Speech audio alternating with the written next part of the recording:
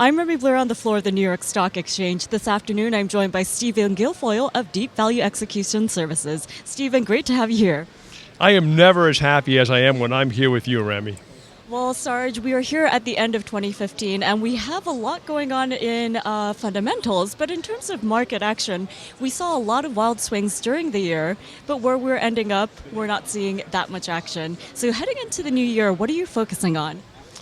You know, as we finish this year, hopefully with a plus sign in front of your P&L, but even if you're not, you got to focus on where you think we're going and what you think we have to be afraid of, where you think you can get aggressive.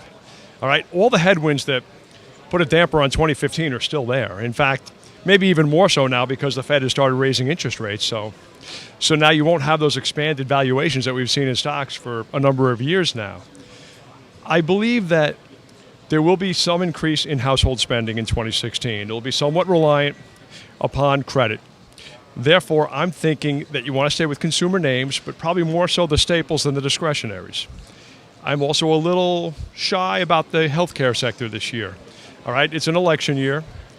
I do believe that the Republicans will try to harpoon Obamacare to some degree, and that the Democrats will have to defend it, but they might have to give up something in the process. So I think if you're going to hedge your long bet in one sector or another, it might be good to buy puts or go short something in the healthcare sector. Just my thought. Well, Stephen, you mentioned a lot of important points, including the economy, Fed tightening, all things that we're watching. But if we take a look at the bond markets, we are seeing mixed signals, whether we're talking about short-term bonds or long-term bonds. And does that concern you heading into 2016? Well, certainly. I mean, the flattening of the yield curve is not a strong indicator for any economy. If the 10-year the yield on the 10-year were to approach the yield on the 2-year, that could be a sign of a coming recession. Now, I'm not calling a recession for 2016, but I think it is certainly possible that we could hit some hard times in the middle or towards the end of the year. And if the Fed were forced to reverse policy at that time, it would cost them some credibility. And I don't think it would be well received by anyone. And when we take a look at the broader world, we will be keeping an eye on geopolitics as well as economic growth. So what are you concerned about heading into the new year? Oh, boy. That's a loaded question.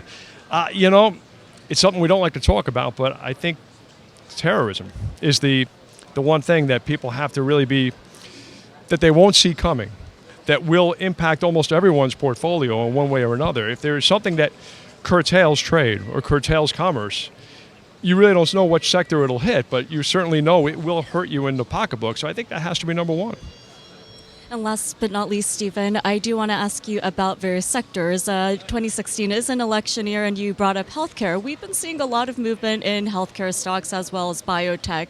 But what about the technology sector? Many people in the audience may be paying attention to the gifts they got over the holidays. Are you paying attention to drones or smart devices? What's on your radar?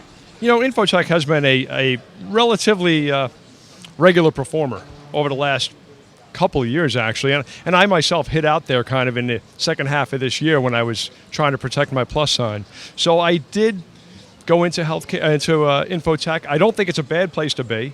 It's not one of my top 2 sectors for the year, but I certainly think you do need some exposure there. I even think you need some exposure in energy. I mean, look what natural gas has done. You know, it's zoomed in a massive short covering. Now, I know there's pressure on oil and there's pressure on the energy sector, basically because Saudi Arabia has got their pedal to the metal. But what if there were to be some kind of short covering there? What if something were to change production-wise, even with Iran coming online? So I don't think you certainly don't want to bet the farm, but you probably want to have some kind of exposure there. Maybe play it in the options market so you're not laying down so much capital and stay out of equities.